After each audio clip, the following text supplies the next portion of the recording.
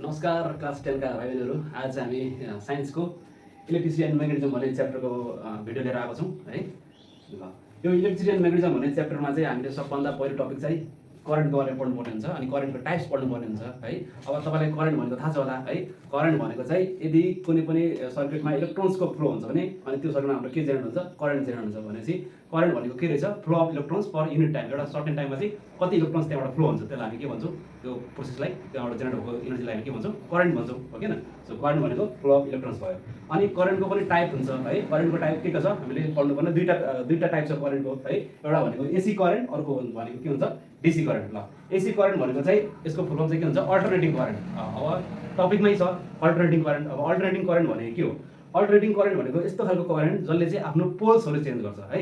जसले चाहिँ आफ्नो पोल्स चेन्ज गर्छ। पोल्स मतलब करेन्टको पोल्स भनेको दुईटा हुन्छ, एउटा पोजिटिभ हुन्छ, एउटा नेगेटिभ पोल हुन्छ हो किन। अब कुनै पनि करेन्ट जसले चाहिँ आफ्नो पोजिटिभ र नेगेटिभ पोल चाहिँ टाइम एउटा सर्टेन टाइम पिरियडमा चेन्ज गरेर हुन्छ, त्यस खालको करेन्ट हामी के भन्छौँ, एसी करेन्ट भन्छौँ है। सो एसी करेन्टको हामीले लेख्नु पर्दा चाहिँ द करेन्ट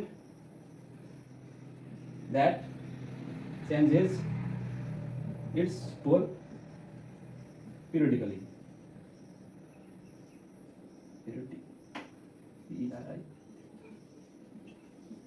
Periodically यो काट्यो ल, changes pole periodically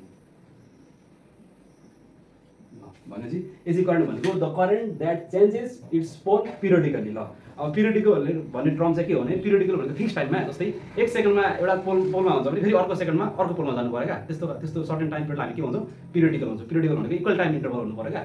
so AC current भनेको यस्तो खालको करेन्ट जसले चाहिँ आफ्नो पोल्स चाहिँ इक्वल टाइम इन्टरभलमा चेन्ज गरेर हुन्छ, त्यस्तो खालको करेन्टलाई हामी के भन्छौँ, अल्टरनेटिङ करेन्ट भनेको मतलब यदि करेन्ट चाहिँ फर्स्ट एउटा एक सेकेन्डमा माथि पोजिटिभ पोलबाट कुदिरहेछ भने अर्को सेकेन्डमा चाहिँ कताबाट कुद्नु पऱ्यो, नेगेटिभ पोलबाट कुद्नु पऱ्यो है। जस्तै यसको हामीले ग्राफ बनाउनु पर्दा कस्तो हुन्छ भने, जस्तै भन्छौँ करेन्ट टाइम ग्राफ भन्छौँ। करेन्ट टाइम ग्राफ भनेको करेन्ट र टाइमको रिलेसन के हुन्छ त्यो देखाउनु पऱ्यो है।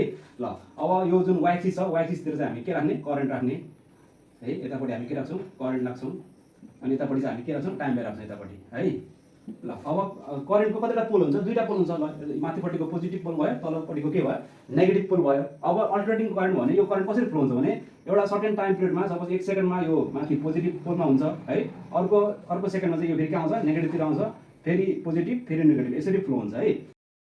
ओके, यसरी फ्लो हुने करेन्टलाई हामी के भन्छौँ, अल्टरनेटिङ करेन्ट। भनेको मतलब यहाँ हुन्छ करेन्टले एकचोटि पोजिटिभतिर गयो, फेरि अर्को टाइममा चाहिँ फेरि नेगेटिभतिर आयो, फेरि पोजिटिभतिर गयो, फेरि नेगेटिभतिर आयो हो। यसरी करेन्ट फ्लो हुन्छ भने यस्तो खालको करेन्टलाई हामी के भन्छौँ, अल्टरनेटिङ करेन्ट भन्छौँ। अब त्यसै गरी डाइरेक्ट करेन्ट भने डीसी करेन्ट भनेको डाइरेक्ट करेन्ट भनेको यदि त्यस करेन्टको चाहिँ पोल्सहरू चेन्ज हुँदैन भने त्यसलाई हामी के भन्छौँ, डाइरेक्ट करेन्ट भन्छौँ है।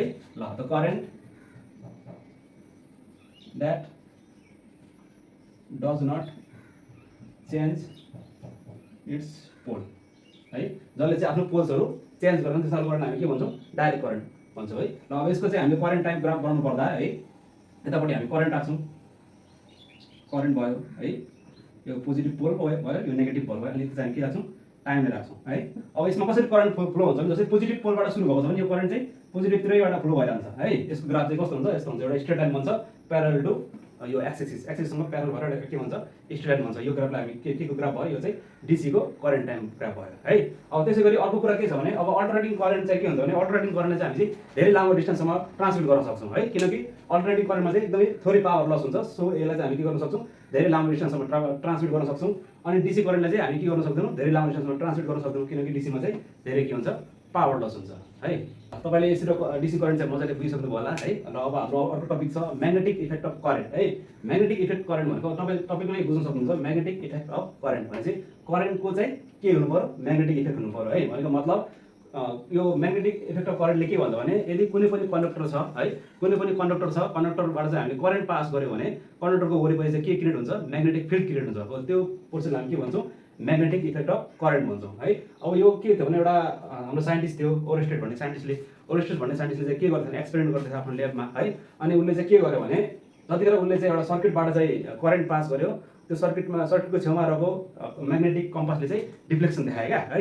म्याग्नेटिक कम्पासले डिफ्लेक्सन देखाएपछि उसले के अनुमान गर्यो भने, उसले करेन्ट पठाउन चाहिँ त्यो कम्पसले डिफ्लेक्सन देखायो है। अनि करेन्टको स्विच अफ गऱ्यो भने फेरि त्यो मिटर चाहिँ आफ्नो ठाउँमा आइपुग्यो। अनि उसले के पत्ता लगायो भने कुनै पनि कन्डक्टरबाट चाहिँ हामीले करेन्ट पठायो भने त्यो कन्डक्टरको वरिपरि चाहिँ म्याग्नेटिक फिल्ड जेनेरेट हुन्छ। अनि यो चाहिँ के हो, एउटा नेचुरल प्रोसेस हो भनेर उसले के दियो, कन्क्लुड गर्यो हो। सो त्यही भएर म्याग्नेटिक इफेक्ट अफ करेन्ट भनेको the magnetic field produce due to the current, due to the effect of current is called magnetic effect of current है। it's a magnetic field through state conductor ल अब भनेको state कन्डक्टरबाट हामीले कुनै मैले अघि तपाईँलाई भनिसकेँ कुनै पनि कन्डक्टरबाट करेन्ट पास गर्यो भने त्यो कन्डक्टरको वरिपरि के प्रोड्युस हुन्छ, म्याग्नेटिक फिल्ड प्रोड्युस हुन्छ। अब हाम्रो टपिक छ magnetic field through state conductor. Suppose एउटा स्टेट कन्डक्टर छ, सपोज यो मार्करले मान्नु एउटा कन्डक्टर भनेर है, यो स्टेट कन्डक्टरबाट हामीले करेन्ट पठायो भने यसको वरिपरि के हुन्छ, म्याग्नेटिक फिल्ड प्रोड्युस हुन्छ हो कि न। अब हामीले कुरा गर्नुपर्ने के हो भने यो म्याग्नेटिक फिल्डको डिरेक्सन कता हुन्छ है, हामीले के यहाँ पऱ्यो, यो म्याग्नेटिक फिल्डको डिरेक्सन चाहिँ कता हुन्छ। जस्तै मैले यो कन्डक्टरबाट करेन्ट पठायो भने यहाँ म्याग्नेटिक फिल्ड प्रोड्युस हुन्छ हो कि न, यो त नेचुरल प्रोसेस हो। तर यो म्याग्नेटिक फिल्डको डिरेक्सन चाहिँ कता हुन्छ त्यो कुरा हामीले चाहिँ यो टपिकमा कभर गर्नु पर्यो है। अब के हुन्छ भने magnetic field through state conductor यसको डिरेक्सन पत्ता लगाउने एउटा हाम्रो रुल छ। त्यो रुललाई हामी के भन्छौँ, Maxwell right hand thumb rule भन्छ है। के भन्छौँ, Maxwell right hand thumb rule. अब म्याक्सवेल राइट ह्यान्ड थम्ब रुलले के भन्छ भने यदि कुनै पनि स्टेट कन्डक्टर छ, स्टेट हुनु पर्यो कन्डक्टर चाहिँ, कुनै पनि स्टेट कन्डक्टरलाई हामीले चाहिँ राइट ह्यान्डले ग्रिप गर्यो भने, राइट ह्यान्डले यसरी पक्ड्यो भने यो जुन हाम्रो थम्ब छ नि, यदि थम्बले चाहिँ करेन्टको डिरेक्सन देखाउँछ भने यो जुन मेरो कर्ल फिङ्गरहरू छ नि, यो चारवटा कर्ल फिङ्गरले चाहिँ के देखाउँछ, म्याग्नेटिक फिल्डको डिरेक्सन देखाउँछ है। जस्तै यो करेन्ट चाहिँ माथि गइरहेछ अहिले है, सपोज करेन्ट चाहिँ माथिको डिरेक्सन माथि गइरहेछ भने मेरो थम्बले चाहिँ के देखाउनु पर्यो, माथिको डिरेक्सन देखाउनु पर्यो। मेरो थम्बले चाहिँ माथिको डिरेक्सन देखाउँछ भने यो रिमाइनिङ फिङ्गरले के देखायो, म्याग्नेटिक फिल्डको के देखायो, डिरेक्सन देखायो। भनेपछि यो कुन डिरेक्सन हो, यो भनेको एन्टी क्लकवाइज डिरेक्सन भयो कि भएन, भयो नि। भनेपछि यदि करेन्ट चाहिँ माथि गइरहेछ भने कन्डक्टरमा प्रोड्युस भएको म्याग्नेटिक फिल्डको डिरेक्सन चाहिँ के हुन्छ, एन्टी क्लकवाइज हुन्छ है।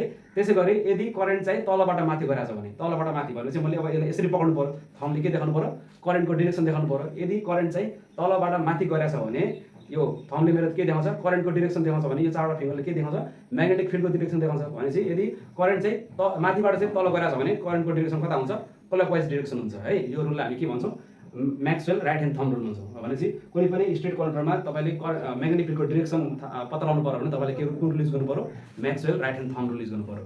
अनि म्याक्सवेल राइट ह्यान्ड थम्बले के भन्छ भने यदि कुनै पनि कन्डक्टरलाई हामीले राइट ह्यान्डले ग्रिप गर्यो भने राइट ह्यान्डको थम्बले चाहिँ करेन्टको डिरेक्सन देखायो भने रिमाइनिङ कर्ल फिङ्गरले के देखाउँछ, म्याग्नेटिक फिल्डको डिरेक्सन देखाउँछ। यति गर्दै आजको क्लास यहीँ समाप्त गर्छौँ। फेरि यो टपिकलाई हामी अर्को भिडियोमा कभर गर्नेछौँ। भिडियो हेरिदिनुमा धेरै धेरै धन्यवाद।